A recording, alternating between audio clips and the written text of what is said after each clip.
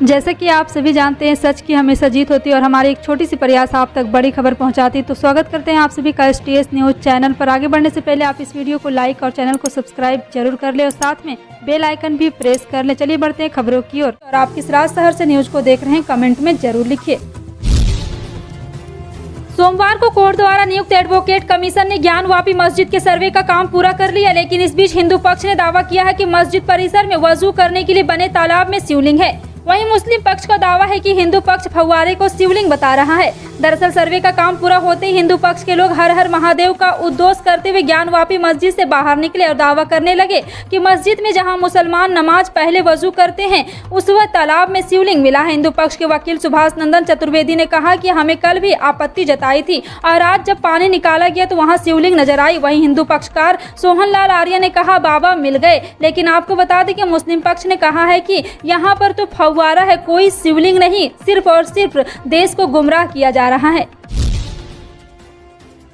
उत्तराखंड में आम आदमी पार्टी के मुख्यमंत्री चेहरा रहे कर्नल अजय कोठियाल ने बीजेपी में ज्वाइन कर ली है। मंगलवार को बीजेपी के प्रदेश कार्यालय पर मुख्यमंत्री पुष्कर सिंह धामी की उपस्थिति में रीटा कर्नल अजय कोठियाल ने पार्टी की सदस्यता ली। बता दें कि कर्नल अजय कोठियाल ने 18 मई को आम आदमी पार्टी की सदस्यता से इस्तीफा दे दिया था। उत्तराखंड के बीजेपी अध्यक्ष मदन कौशिक ने अजय कोठियाल को पार्टी में शामिल कराया और पार्टी की सदस्यता पर्ची दी।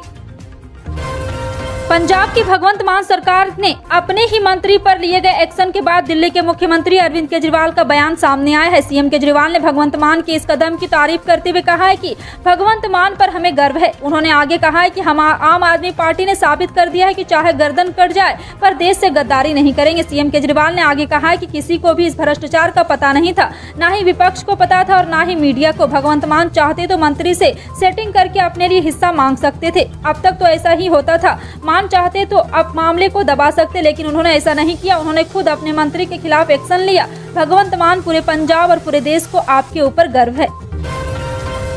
रूस और यूक्रेन के बीच जारी विवाद के बीच एक और बार दुनिया भर में रूसी राष्ट्रपति व्लादिमीर पुतिन को लेकर चर्चा रही है। लोग इस युद्ध के लिए पुतिन को ही जिम्मेदार मान रहे हैं। युद्ध की शुरुआत से ही नए नए दावे किए जा रहे हैं। इसी बीच एक और सनसनीखेज दावा सामने आया है। यूक्रेन के एक सैन्य अधिकारी ने दावा किया है कि 2 महीने पहले रूसी राष्ट्रपति व्लादिमीर पुतिन की हत्या की कोशिश की गई थी, लेकिन वे बाल बाल बच गए। हत्या का यह प्रयास रूस यूक्रेन के युद्ध के बीच ही किया गया। दरअसल यूक्रेन के एक टॉप सैन्य अधिकारी ने दावा किया है कि यूक्रेनी ऑनलाइन न्यूज एजेंसी से किया है।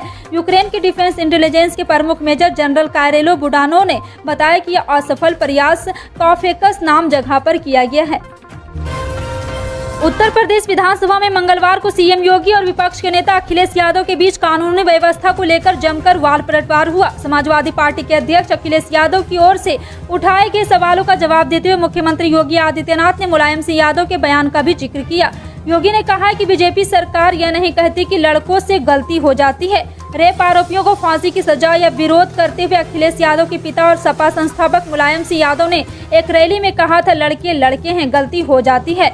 महिलाओं के खिलाफ होने वाले अपराध को लेकर नेता विपक्ष की ओर से उठाए गए सवाल के जवाब में सीएम योगी ने कहा कि यह भाजपा की सरकार है। यहाँ अपराधियों को लेकर यह नहीं कहा जाता कि लड़के से गलती होती है। कांग्रेस अलाकमान की बनाई गई अहम कमेटी में सचिन पायलट को शामिल किया गया। सोनिया गांधी ने मिशन 2024 से पहले 3 कमेटियां बनाई है। इन तीनों में से एक कमेटी में पायलट को शामिल किया गया। विधानसभा चुनाव से पूर्व सोनिया गांधी ने पायलट को साथ लेकर चलने के संकेत दिए हैं।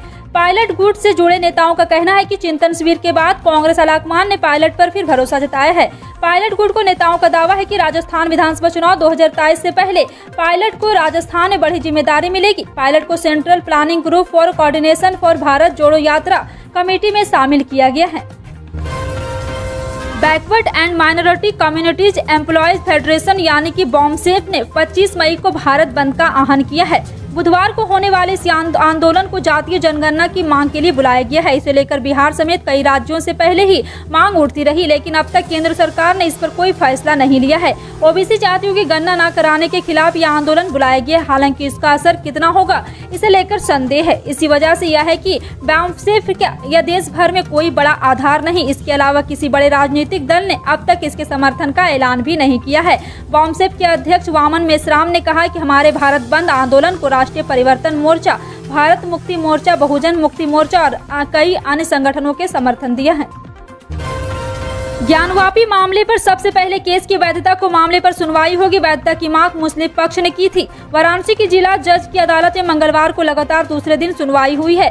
दोनों पक्षों की ओर से केवल 2 बिंदुओं पर ही चर्चा हुई। मुस्लिम पक्ष चाहता है कि पहले सिविल प्रक्रिया आदेश नियम 11 के तहत यह तय हो कि मामले की सुनवाई हो सकती है या नहीं। वहीं हिंदू पक्ष चाहता है कि ज्ञानवापी मस्जिद परिसर की सर्वे रिपोर्ट और उस पर आई आपत्तियों से जुड़े बिंदुओं पर सुनवाई हो। अब 26 मई को पहले वैधता पर सुनवाई होगी।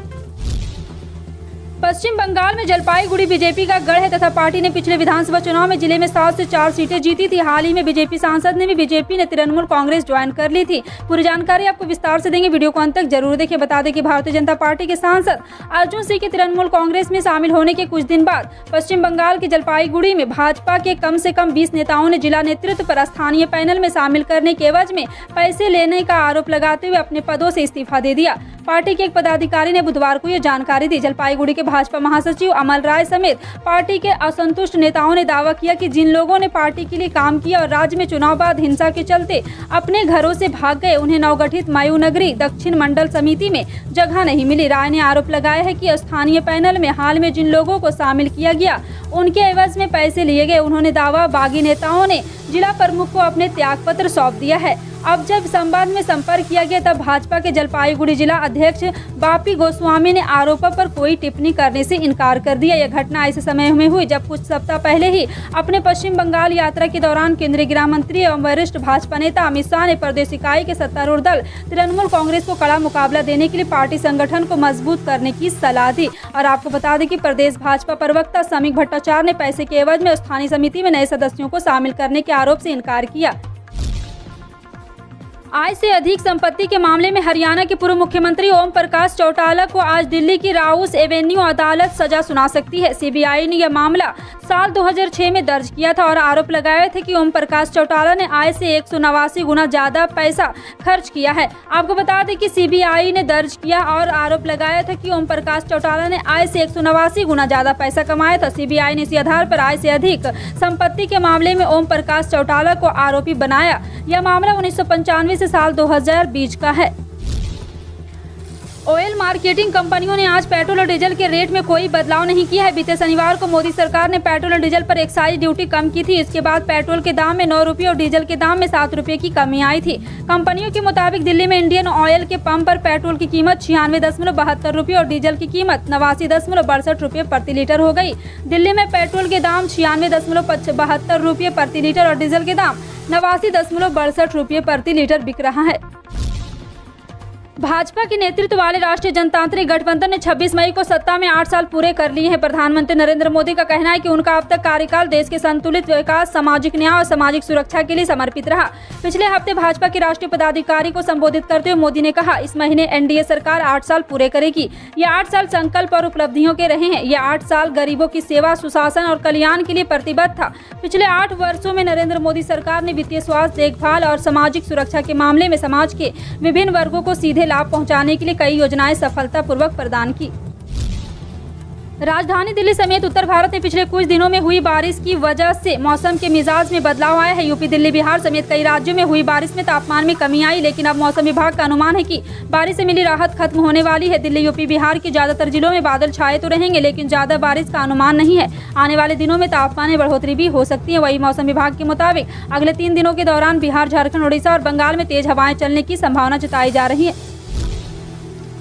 अगर आपके पास भी राशन कार्ड है और आप हर महीने इसके जरिए सरकार से फ्री राशन लेते हैं तो यह खबर आपके लिए काम की है। दरअसल सरकार की तरफ से राशन के नियमों में बड़ा बदलाव किया गया है। इस बदलाव को जून महीने से लागू किया जाएगा। ऐसे में सभी राशन कार्ड धारकों को इन नियमों के बारे में जानकारी लेना जरूरी है। केंद्र सरकार की तरफ से राज्य में राशन कार्ड धारकों को फ्री गेहूं और चावल का वितरण किया जाता है। यह वितरण पीएम गरीब कल्याण अन्न योजना के तहत किया जाता है। अब इस योजना गेहूं की जगह चावल दिया जाएगा। ऐसा होने पर जून में आपको गेहूं कम और चावल ज्यादा मिलेगा। मोदी सरकार ने गरीब कल्याण अन्न योजना के तहत मई से सितंबर तक आवंटित होने वाले गेहूं के कोटों को घटाया है। यूपी, बिहार में गेहूं के आवंटन को फिलहाल खत्म करने को कारण है कि गेहूं की कम खरीद बताया जा रहा है।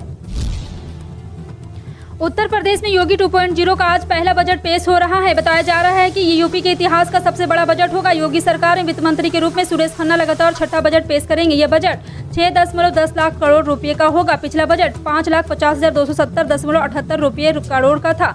आपको बता दें कि सुरेश खन्ना के मुताबिक यह बजट पेपरलेस होने के साथ ही एक समावेशी होगा, जिसमें हर वर्ग का ख्याल रखा जाएगा। फिलहाल आपका इन सभी खबरों पर क्या कहना है, कमेंट सेक्शन में टाइप करके जरूर बताएं। इसी तरह की पल पल की अपडेट जानने के लिए जुड़े रहें आप अपने NTS न्यूज चैनल से। मिलते हैं अगली बड़ी खबर में, तब तक के लिए जय हिंद।